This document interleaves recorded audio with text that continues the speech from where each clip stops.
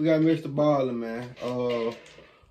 My boy got there, came back with the goddamn top 3 photos, disturbing backstories, part 24. Yes, sir. I've been wanting these videos to come back. I ain't gonna even count. These videos be more. I ain't gonna say, but yeah, they be more interesting. I like them because they be actually. Well, our story be true, but I like them to have actually, you know what I'm saying, pictures with them motherfucker. That make it much better. You feel me? But I ain't gonna hold y'all no longer, man. This video already got damn 30 minutes. And I was gonna make another video for y'all, but they gonna have to be the video for tomorrow. Not gonna lie. On the evening of and y'all know once I do a video tomorrow, it's Tuesday and Wednesday. I ain't doing no video, right? Just wanna let y'all know. May 5th, 2017, a 25-year-old farmer named Akbar Soliviro was harvesting palm fruit at the local oil palm grove near his tiny village in Indonesia. Now, the way Akbar would do this is he would use this long curved pole and he would prod at the bright red fruit in the tree, knocking it to the ground, and then he would gather it up, put it in his cart, and wheel it back home to be sold for palm oil. Now, on this night, Akbar was actually working later than usual because his wife and kids were out of town for a couple of days visiting family, and so there was no real reason to head back home because the house was empty. But Akbar was actually just fine with that because there was tons of ripe fruit, and so staying late would be quite profitable. But after a while, when the sun had finally set and it was getting difficult to actually even see the fruit in the tree, Akbar knew he really needed to leave soon because this area at night was actually not safe.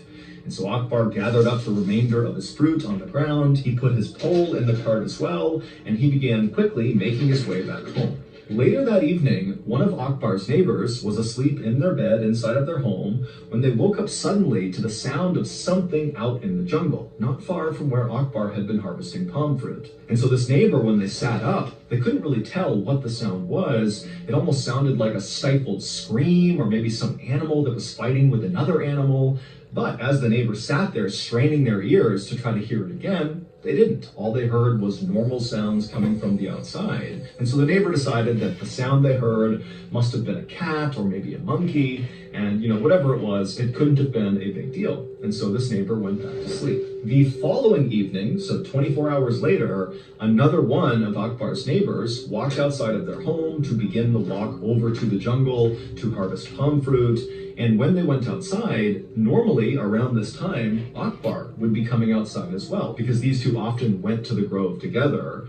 But, this neighbor is looking and Akbar's not outside, and he looks up at Akbar's house and it's dark and quiet. And so this neighbor's thinking to themselves, where is Akbar? I know he worked late last night. I didn't hear him come in. And come to think of it, I haven't seen him all day. And now, of course, I'm not seeing him as well. And so this neighbor, feeling concerned about Akbar, walked over and knocked on his door, but nobody answered. And so really starting to think that something could be wrong with Akbar, this neighbor went to Akbar's uncle's house. And when Akbar's uncle came to the door, this neighbor explained what was going on and they're concerned that, something could have happened to Akbar. And so the uncle and this neighbor would go back over to Akbar's home and they would actually try the door. It was locked. They looked inside the windows and it looked like no one was in there. And they also noticed that where Akbar typically kept his cart that he would transport his fruit in, it wasn't there either, which made them think, Akbar must still be out somewhere with this cart because this cart is very important to him. And so ultimately, the uncle, after seeing the state of his nephew's home, he agreed with this neighbor that, something was wrong here. And if they wanted to find Akbar, they really needed to get together a search party right now and go looking for him. So the uncle contacted the leaders of the village, and they, in turn, rounded up all the able-bodied men in the village, and they all got together with headlamps. Dog ass probably get some pussy. That nigga probably get some pussy somewhere. Well, I don't think that will make it on Mr. Ballen story. So. Flashlights and machetes. Let me shut up too before y'all be in the comments like, oh man, you said this about him and he died. Bitch, I don't know. I didn't watch the video. I just wrote the fuck up. What time is it? I'm gonna let y'all look at the time too. 5:14. 5:14. Which did mean that video just came out at 4. y'all better ignore that timber.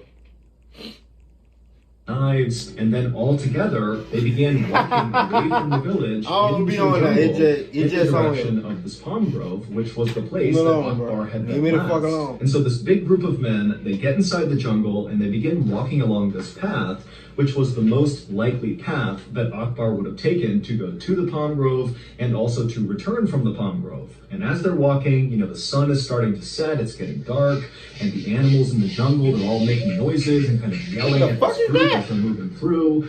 And this Bitch, what is that? What the fuck is that? What is that? That bitch look like me for a minute. I thought it was me. Let's go!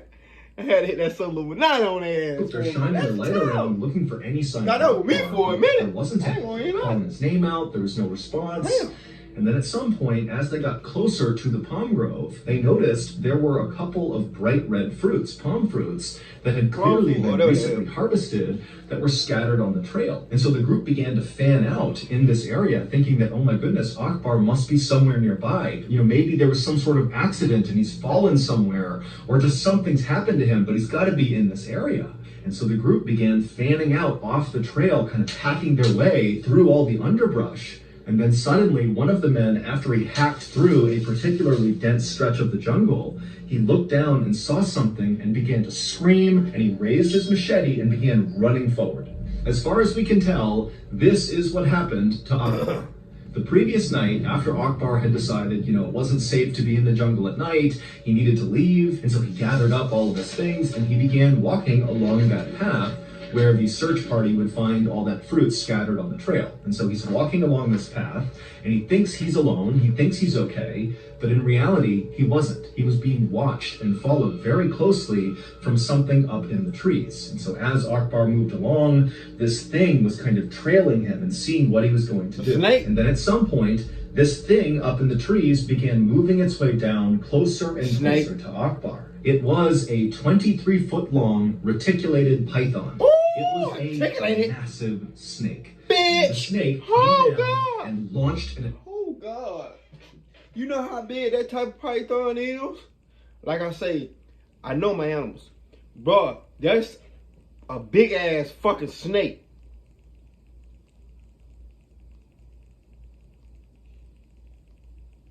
Where they say that was at? If I don't go down. Hell no. Attack on Akbar, grabbing the back of his neck with its powerful jaws. And as soon as the snake clamped down on Akbar's neck, he let out a stifled scream, which was... Imagine this they mouth. My hand is they mouth, literally. Like, literally, that's how big they mouth is. Imagine, motherfucker go your neck like this and you don't know what's going on. Man, that shit crazy. The scream that had woken up that other neighbor who sat up in bed wondering what that was Akbar screaming out. But that was the only sound Akbar could make, because immediately the snake wrapped itself all around Akbar and squeezed him tight. And after crushing Akbar, breaking almost every bone in his body, the snake relaxed and then slithered off of Akbar. And so Akbar fell to the ground and was either dead or very close to death. And at this point, the snake opened up its jaws and positioned itself right in front of Akbar's head. And then it began kind of slithering itself forward, consuming Akbar head first. And the way pythons do this is they don't really chew on their victim. Instead, they kind of put their mouth over the top of whatever they're going to consume, and they kind of undulate and walk their bodies forward, These the motherfucker Mr. Ballen stories I miss, boy. These the motherfucker Mr. Ballen stories I like. Shit like that. Shit like that. Shit like that. My bad. RP until they are completely consumed. And so the next night, when one of the members of the search party had gone off the trail and began hacking away and then saw something and charged after it with his machete, what he was seeing was the python, who very clearly had a person inside of its stomach. You could see the outline of the person. And so this search party member ran forward. What? Ain't no way. Machete. What he was seeing was the python. Look at this shit. Look. That shit look like when you imagine you at nighttime looking for somebody that's missing and you see this shit. And look how wrong this motherfucker is. Like I say, this bitch is long. This ain't no little bitty snake you see in your yard. I'm in Georgia, so we really don't. We see it be snakes out here, but it don't be snakes out here. You feel me? It's snakes out here, but it ain't snakes like that out here. Bitch. Got the fuck away from them. Who very clearly had a person inside of its stomach. You could see the outline of the person. And so this search party member ran forward and hacked the snake, opened it up, and there was Akbar, fully dressed and deceased, inside of the snake.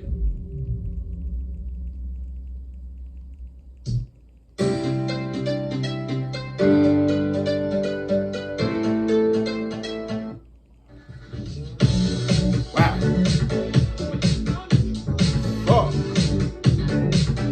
Damn, R.I.P. Akbar, bro. God damn, bro. I would have been scared of the motherfucker. On the night of February 19th, 2022, a 41-year-old woman named Paula Ruiz was working the reception desk at a 4-star hotel in southern Mexico. It had been a long Saturday night with lots of tourists checking in and lots of confused tourists asking for directions or clarifications about things in the area, but it was finally nearing 11 p.m., which was the end of Paula's shift, and also I'm still fucked up about that story. I ain't gonna count. A snake is crazy. Like, that's one of my worst fears, bro. I ain't gonna even lie. Snake, to get eaten by anything, that's why I don't go nowhere. Like, outside of Georgia, I stick my ass in Georgia. I barely go to Florida. Them bitches got alligators out there. They got alligators walking around like it's people. For real. Y'all think that shit be y'all people that ain't from Georgia or from Florida down this south way? That shit for real. Like Texas, they got snakes and shit, rattlesnakes. That shit's real. Like for real. That shit real, like dead ass. Motherfucker had a snake coming out of the toilet. Bitch, I would have moved that same day. It calmed down. I would have been. I'd rather be homeless. And so Paula took a moment and grabbed her phone and checked it. And she saw there was a text message from her 19-year-old son saying he would be picking her up after work on his motorbike. And then just a couple of minutes later, Miguel, her son, actually walked in the front door of the hotel. He waved to his mom and said, hey, I parked my motorbike just down the street. Whenever you're ready, we can leave. And so Paula, she was very happy to see her son. She walked over, she gave him a kiss and a hug, and then she began gathering her things. Paula loved the fact that her son was totally comfortable driving around town with his mom on the back of his motorcycle. Other teenagers might think that was awkward, but not Miguel. But Paula knew her son absolutely loved his motorbike and basically was always looking for an excuse to ride it. And so very likely that was why he was so eager to give his mom a ride home. And so finally, after Paula had gathered up her things and said goodbye to her coworkers, she and her son walked out the front doors of the hotel and they began walking down the road and around the corner to where Miguel always that bitch look nice. I ain't gonna work. However, when they turned the corner and looked at the spot where Miguel said he had parked, his bike wasn't there. Damn. Now, at first, Paula asked Miguel, are you sure you parked it here? Maybe did you park it farther down the road? But Miguel said, no, this is where I always park. I definitely parked it right here. And so Miguel became convinced that someone must have stolen his bike. That was the only explanation that made sense. But Miguel still had the keys to his motorcycle, which meant whoever had stolen it had likely hotwired it. And since that takes quite a bit of time to pull off components of the bike and kind of fiddle around with the wires to make it start, Miguel was thinking that, okay, maybe they're still in the area trying to hotwire it. Let's go look for them and get the bike back. Now, the city in southern Mexico where Paula and Miguel lived was called San Cristobal de las Casas. I had never heard of that. It was a totally beautiful place surrounded by all these hills, but it was also a very dangerous place, full of lots of street crime and violence and gangs that used the area as a hotspot for drug trafficking. And so this is not really a good place, but it was also a very dangerous place, full of lots of street crime and violence. I don't know. Wait, is that the police? I don't know. Is that the police? But I know in some cities in Mexico, they got cartel that dress just like that. I don't know if that's cartel. They're definitely police. I see the damn lights, my bad. But I know they got cartel dressed just like that. It's crazy. Let me know, because I ain't going to that motherfucker either. Gangs that Not use even the playing. area as a hotspot for drug trafficking. And so this is not really a good place to be walking around at night, let alone trying to chase down some bike thief. But Paula and Miguel, they knew this. They lived there. They understood the risks. And Paula especially, she knew that Miguel was going to go looking for this bike because he loved That's that his car. bike. I mean, so Paula didn't hesitate and said, okay, Miguel, hey, let's vehicle go. shit. And she figured I at gotta a look for my minimum, shit too. she could take a video or a picture of the thief if they found them with the bike, and then they could give that to police, and then maybe they could track the person down if Miguel and Paula couldn't get the bike back that night. And so Paula and Miguel began running down these side streets, looking all over the place for Miguel's bike, and you got a picture of some narrow alleyways with barely any lighting. I mean, this is a sketchy area. And so they're running around, and then finally they turn a corner, and Miguel sees up ahead his distinctive yellow motorbike, and he sees some stranger is pushing it along. Clearly this person is pushing it away so they can hotwire it. And so Miguel and Paula begin charging down the road, and Miguel actually gets in front of this guy and stops him, and Miguel starts screaming at the guy to give him his bike back, and then Paula, she joins her son, and she starts screaming at him as well and taking videos and pictures. And then as this is happening, another man on a motorbike came flying up behind Paula and Miguel. And as they did, Paula and Miguel heard the sound of the engine, and they turned around, and all Paula saw was this young man holding a gun, aiming it at her son, Miguel, right at his chest. And so her motherly instincts kicked in, and she leapt in front of her son, and then not knowing what else to do, she raised her phone and took a picture. And then seconds later, there was a loud bang, and then suddenly this guy who had been trying to steal Miguel's bike gave it up. He dropped the bike, he took off running down the road, and the gunman, he too turned his bike around and sped off down the road, leaving Miguel and Paula in the alleyway. Except Paula was on the ground because a second after she took that photo, the gunman had shot her in the chest. Paula would be taken to the hospital, but she would die the following morning, orphaning Miguel and his 3 siblings. However, the photo that Paula took of her killer seconds before he killed her was such a high-quality photo showing his face that just 2 days after her murder, police were able to use that photo to find the killer as well as his accomplice, and they were both arrested. Dumbass. They remind me of this shit just happened like a couple days ago. If you didn't catch, This shit just happened like a couple days ago. I don't know if y'all been seeing it, but it's a dude that. Thank you so much, Taylor. So the cap for this PK is actually 200,000. Now watch your mafia boss.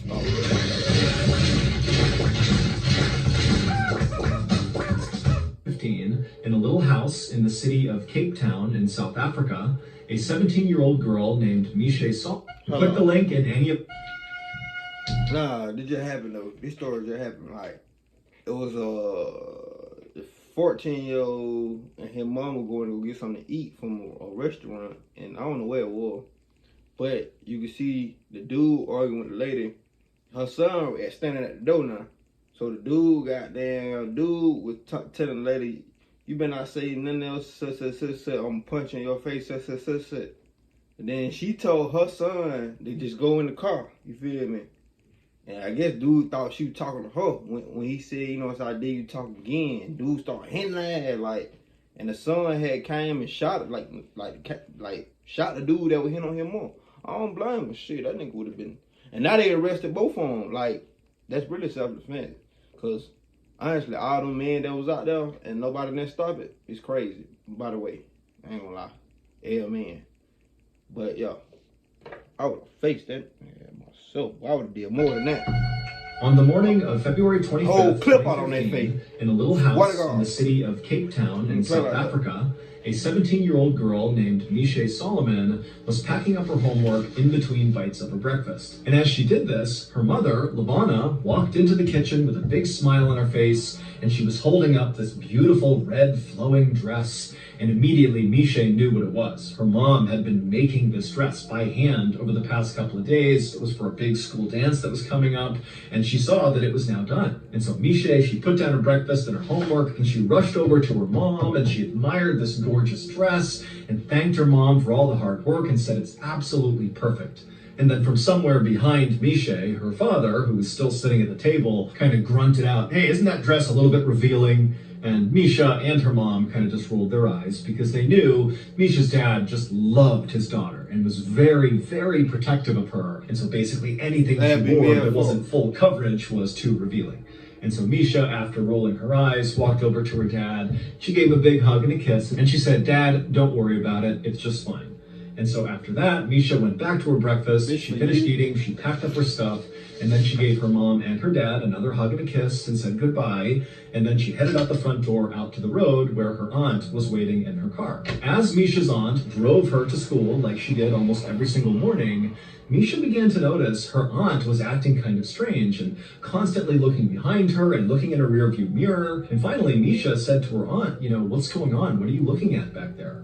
And Misha's aunt would say, "I know this sounds crazy, but I'm pretty sure there's a white car that's following me. And in fact, over the past couple of days, I've seen what I think is this same white car following us anytime I'm driving you to school." And so Misha just turned around in her seat and looked out the back window. "Bitch, why the fuck you came and got me then? Fuck. I walk to school. Fuck all that." And she saw there were dozens of white cars on the road, so it was pretty difficult to tell which one her aunt was talking about. But as she's looking, none of the cars seemed suspicious. And so Misha turned back around and told her aunt, "I think you're just being paranoid. Nobody's following us. There's no reason to follow us." A few minutes later, Misha's aunt pulled up alongside the front of the school, and Misha said goodbye to her aunt. She thanked her, she hopped outside, and she rushed into the school. And then Misha made her way up to the hallway where her first class was, and as she was walking down the hallway, her best friend, Cassidy Nurse, was walking up the hallway in her direction. And so right away, Misha sees Cassidy, and she waves and smiles and begins walking towards her. But Cassidy gave Misha this kind of weird, lukewarm smile, and then quickly looked away from Misha, and then Cassidy turned and bolted into the nearest classroom. And so Misha just came to a stop and just looked at the doorway where her best friend has disappeared, and she starts thinking to herself, what's going on? Why did she do that? That was so cold. And then Misha began to think about the fact that actually, over the past couple of days, Cassidy had been acting really strange. It was like she was trying to avoid Misha, but Misha had no idea why. It wasn't like they were fighting. Normally, Misha and Cassidy were totally inseparable. They had met earlier that school year, and even though they were actually kind of far apart in age, Cassidy was in 8th grade and Misha was in 12th grade, it was like it didn't matter. It was like right away when they met each other, they had this special bond where they just had to be around each other all the time. They shared everything with each other, and certainly anytime they saw each other in the hallway, What the fuck type of friendship would we have to have? I'm in the 12th grade and you in the 8th grade. No type of friendship at all, my brother. We ain't got nothing in common. 12th grade, I'm in the 12th grade, bitch, you in the 8th? Bitch, when I was in the 12th grade, I'd never be friends with nobody in the 8th or 7th grade. 7th, 8th grade. I ain't even go to the 8th grade. I passed the 8th grade and went straight to the 9th grade. So why the fuck would I be friends with somebody that's in the 8th grade?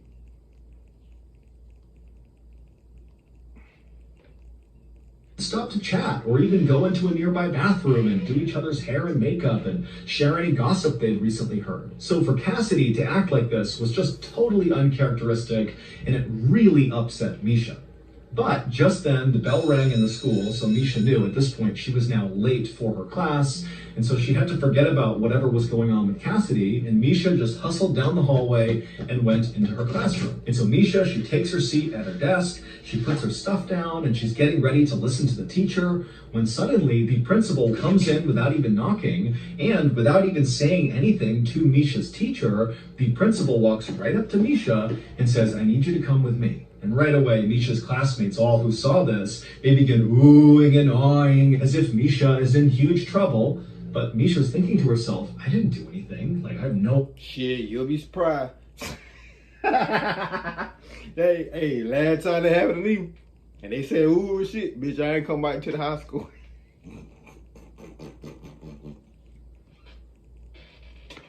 I swear to God, I ain't come back to the high school, girl. God, I was in video and editing. Quick story time. I was in video and editing my last time in high school. Like, besides going to a Turner school. Bro, I had did some shit, making threats and shit. Boom. So I went to the office type shit. I went to the office. So the principal like, I heard you were threatening what you. Nigga owed me some money type shit. So basically, so I threatened him. And I walked out the principal office while he was talking to me. Walked off. So he said he finna go get the police. So we had police working at school too. So I walked off. So shit, I was finna really run back to my house, but where my house at, it wasn't in walking distance. The bitch far. Driving distance, it ain't far. But when my high school was, it was in the country. So you had to do a whole lot of walking, and they were gonna catch me on foot. But hey, I was finna run like a motherfucker. Like I did that. I was walking out the door at the police caught me. Like it was 2 different police officers. They had boxed me in, locked me up. Everybody. Well, not that many people. Some people seen me though. They had thought I did some other shit though. But yeah. Idea what this is about. And so she kind of smiled like it was no big deal. She picked up her stuff and she followed the video principal finna be out long the and far. hallway. But as Misha followed the principal down the hallway towards the principal's office, Misha's smile faded and she began to wonder, what is this about? What's going on? And then finally they got to the principal's office. The principal opened up the door. Misha went in first and the principal trailed behind her and shut the door behind them. When Misha looked into the principal's office, she saw there were already 2 people inside who she didn't recognize. It was 2 women who were very serious looking, who were sitting on the side of the room. And as soon as Misha walked in, the 2 women, without introducing themselves, just told Misha to come over and take a seat next to them. And Misha, instead of doing that, just paused and looked at the women and said, "What's going on?" And at this, the 2 women kind of looked at each other, and then one of the women piped up and said, "Misha, we're here because the police sent us. And they sent us because of a photo that you and your very close friend Cassidy took." But before Misha could ask any questions like, what photo are you talking about? And really, what's going on here? These 2 women would explain the whole situation to Misha. And basically what they did is they told her this long, very convoluted story that involved Misha, it involved Cassidy, it involved this photo. And by the end of this story, this explainer story, Misha had taken a seat and put her hand over her mouth in utter disbelief. And then when the women were done explaining everything, Misha had a million questions, but it was like she was so overwhelmed with what she was just told that she just continued to sit there with her hand over her mouth, totally silent. And then finally, Misha did break the silence by saying, "Can I please just call my parents?" And at this, the social workers said, "No, you can't. And in fact, the police are already at your parents' house. They're talking to your parents right now. And so you can't talk to them and you can't even go home. In fact, you have to come with us for tonight." And then the 2 women got up and they made their way out of the principal's office and they said, "Come on, Misha, you have to come with us." And so Misha stood up and she's totally right there. Bitch, I would've ran. Right there. Flabbergasted. She really is like, how is this real life? And the principal at this point walked over and gave Misha a hug. And it was like suddenly the floodgates opened and Misha just began sobbing hysterically. And as she did, the social workers just stood there waiting patiently. And then as soon as it seemed like Misha was done crying, they said, "Come on, you really need to come with us." And so Misha, she let go of the principal and she followed the 2 women out of the school, out to one of their cars. And once they got in the car, the 2 women explained to Misha that they were going to take her to a safe house for the night. But before they went to the safe house, they would need to make a quick pit stop at a local medical clinic. And so Misha, who at this point is not even asking questions, just said, "Okay."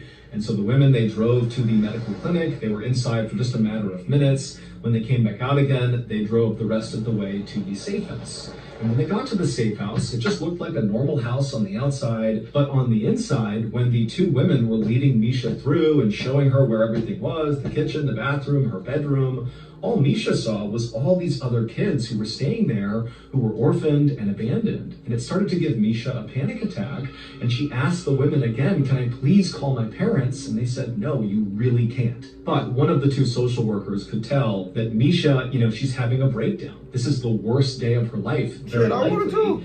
And so one of the 2 women actually offered to Misha to come home with her and stay at her house instead of the safe house and Misha agreed. And so that social worker and Misha, they would leave together, they would get into that woman's car, and they would drive to her house. And then the social worker told Misha that unfortunately now it was just a waiting game. They needed to wait for the police to get back in touch with them with more information. That night, as Misha lay in this woman's guest bedroom, looking up at the ceiling, wondering how the heck this had become her life, she began to think about the photo that her and Cassidy had took that had kind of started this whole horrible thing. And so Misha began to think about the day they took this picture, and all she remembered was that she and Cassidy were just kind of goofing around and smiling and making funny faces and just taking photos as they went. She certainly didn't think that one of those pictures they took would totally change her life. The following morning, when Misha woke up, the social worker brought her to their office, the social worker's office, and there they met with the other woman who had first met Misha in the principal's office, and the three of them just sat in the office, not talking much, eating chicken wings and other snacks, just literally waiting for police to call them. And finally, speaking of chicken, while I'm making this video, my mom's cooking, so that's why I'm really trying to hurry the fuck up and get done with this video because I'm hungry. I'm not gonna even lie to y'all. They would call, and when they did, one of the social workers answered the phone, and as she listened to what she was being told, she began to frown, and by the time she hung up, she was crying. The news from the police was the news Misha had been afraid of ever since sitting in the principal's office the day before and hearing this whole crazy story about her and Cassidy and this photo. The special pit stop that Misha and the social workers made at the medical clinic the day before on the way to the safe house was so that Misha could get a DNA test. And now the police were calling back with the results of the test. And what the results showed was Misha Solomon was not actually Misha Solomon. Her real name was Zephanie Nurse. 17 years earlier, Zephanie Nurse had been stolen out of her crib at the hospital in Cape Town, and despite a massive manhunt for her, she was never found. And so this was a huge, famous case in Cape Town, and most people assumed it would never be solved. But Misha's DNA had done just that. It proved that Misha's parents, who had loved her and raised her since she was a baby, were not actually her parents. Her mother, Lavana, was actually her kidnapper, and now she was under arrest. But even though this revelation was incredibly shocking and upsetting for Misha, it was not nearly as shocking as learning the identity of her real biological parents. The social workers took Misha from their office to the police station, where they told Misha her real biological parents were waiting to meet her. And so once they went inside the police station, Misha gripped onto the social worker's arm tightly. She was incredibly nervous, and she was led down the hallway to a door that was shut. And then finally, when Misha was ready, she pushed the door open, and her real parents, who were sitting right in front of her, they stood up and they ran towards her crying. But Misha just stood there, stunned and silent, staring at them. Because these people, they were not strangers to her. She knew them extremely well. They were the parents of her best friend in the world, Cassidy Nurse. Which meant Misha, aka Zephanie Nurse, was Cassidy's sister. Months earlier, when Misha and Cassidy first met each other, the reason they hit it off so quickly, and the reason they had similar senses of humor and liked the same things, and looked so dramatically similar, is because they were literally sisters. They just didn't know it. And then one day, they took a series of selfie photos of themselves, and Cassidy, she would go home and show one of those photos to her parents and say, hey, look, my best friend, Misha Solomon, look how similar we look. And when Cassidy's parents looked at Misha Solomon, they instinctively knew, that is our daughter. That is Zephanie Nurse. So they would bring this photo to the police, and the police would begin to investigate. And during this investigation, they began trailing Misha. So when Misha's aunt told Misha that she thought a white car was following her, she wasn't just being paranoid. Those were investigators following Misha around, trying to get a feel for her schedule, because they needed to approach her when she was alone in order to get a DNA sample. They were worried if they contacted Misha and tipped off what they were doing, she would tell her parents, who were actually her kidnappers, and then potentially they might take Misha and run away. So they couldn't risk that. They had to basically follow her around and wait for an opening to get this DNA test done. And so this was also the reason why Cassidy was acting so strangely towards Misha in the few days before the truth was revealed. It's because Cassidy knew about this investigation, and the police told her, you can't tip Misha off. She will tell her parents, her kidnappers, and they might abscond with her. And so Cassidy basically felt awkward and kind of just hid from Misha for a couple of days. The woman that Misha had grown up with and called her mom for her whole life, Levana Solomon, was ultimately convicted of kidnapping and sentenced to 10 years in prison. There has never been any evidence to suggest that Levana's husband, so Misha's dad for her whole life, actually knew that the baby had been kidnapped because 17 years earlier, Levana had been pregnant with their child.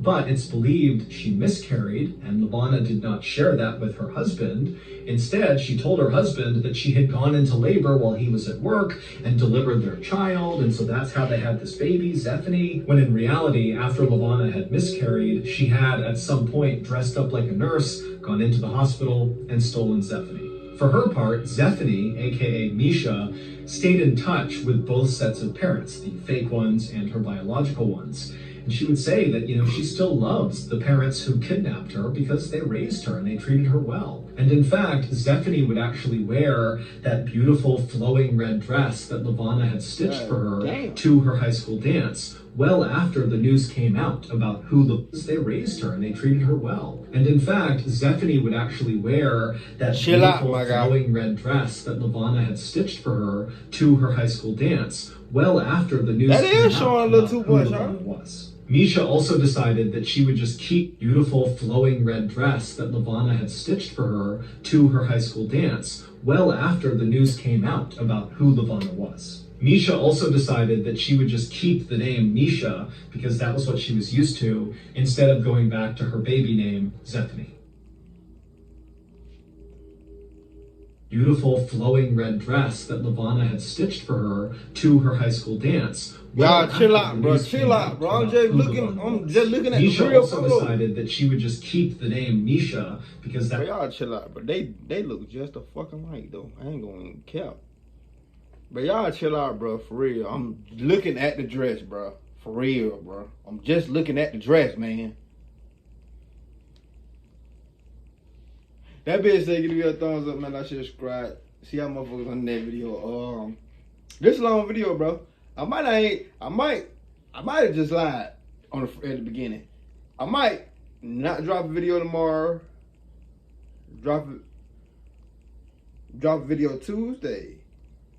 I do gotta start community service. I just realized that. I gotta call and see what day I start type shit. I'll let y'all know after that. I got called in tomorrow. That being said, give me a thumbs up, like, subscribe. Hopefully y'all Sunday went well or going well. That being said, see how motherfuckers on that video. Let's ride, man.